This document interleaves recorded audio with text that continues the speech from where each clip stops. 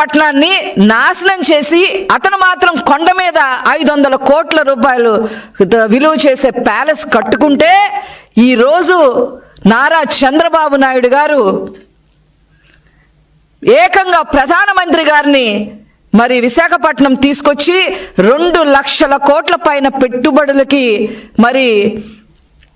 పెట్టుబడులకి శంకుస్థాపన చేయించిన విషయం జగన్మోహన్ రెడ్డి గుర్తుపెట్టుకోవాలి అని చెప్పి ఈ సందర్భంగా తెలియజేస్తా ఉన్నా. అదేవిధంగా వైజాగ్లో స్టీల్ ప్లాంట్ నాశనం చేసి విధ్వంసం చేయాలన్న జగన్మోహన్ రెడ్డిని మరి అతను అలా చేస్తే జగన్మోహన్ రెడ్డి విధ్వంసం చేయడానికి పూనుకుంటే స్టీల్ ప్లాంట్ని దాన్ని ఈరోజు కేంద్ర మంత్రులతో అందరితో మాట్లాడి ఈరోజు ఒక గాడిన పెట్టి శాశ్వతమైన పరిష్కారాన్ని వైజాగ్ స్టీల్ ప్లాంట్కి తీసుకొచ్చిన ఘన చరిత్ర నారా చంద్రబాబు నాయుడు గారిది అని చెప్పి సందర్భంగా తెలియజేస్తా ఉన్నాం.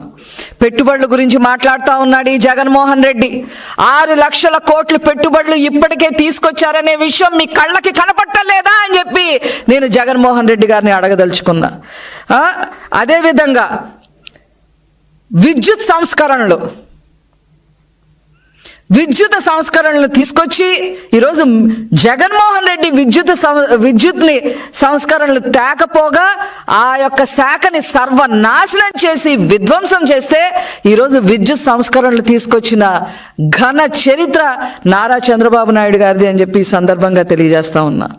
అదేవిధంగా ఉచిత ఇసుక కూడా ఇవ్వకుండా ప్రజల్ని పీల్చుకు తింటూ వాళ్ళ రక్తం కళ్ళ చూసి వాళ్ళని నాశనం చేసిన జగన్మోహన్ రెడ్డి నాశనం చేసి వాళ్ళని విధ్వంసం చేస్తే వాళ్ళ బ్రతుకుల్ని ఈరోజు ఉచిత ఇసుకని ప్రవేశపెట్టి దాన్ని కట్టుదిట్టం చేయడమే కాకుండా నిర్మాణ రంగాన్ని మొత్తాన్ని పటిష్టం చేసిన ఏకైక ముఖ్యమంత్రి నారా చంద్రబాబు నాయుడు గారు అని చెప్పి ఈ సందర్భంగా నేను తెలియజేస్తా ఉన్నా.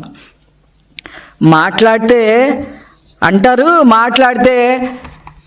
బడ్జెట్లో మాట్లాడితే 6,46,00,000 కోట్లు మాత్రమే మేము అప్పు చేస్తే దాన్ని 10 లక్షల కోట్లు అని చెప్పి మీరు ప్రచారం చేశారు అని చెప్పి జగన్మోహన్ రెడ్డి చెప్తా ఉన్నారు. ఈ ఆర్థిక ఉగ్రవాది చెప్తా ఉన్నాడు.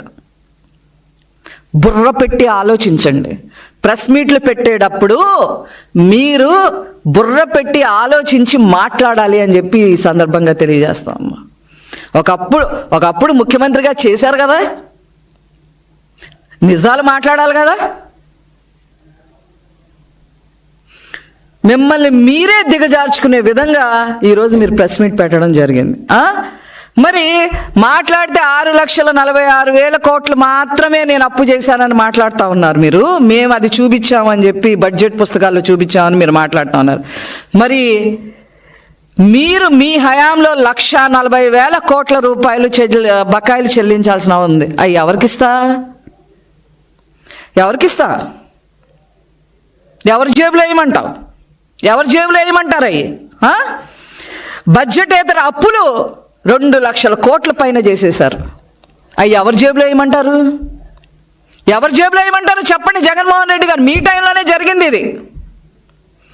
మీరు ఈ రకంగా దాదాపు 9,72,000 కోట్ల రూపాయలు అప్పులు చేసి 1 రూపాయి కూడా సంపద సృష్టించకుండా ఈ రాష్ట్రాన్ని సర్వనాశనం చేసి విధ్వంసం చేసి ఈరోజు ఏం మొహం పెట్టుకొని మీరు ప్రెస్ మీట్ పెడతా ఉన్నారు?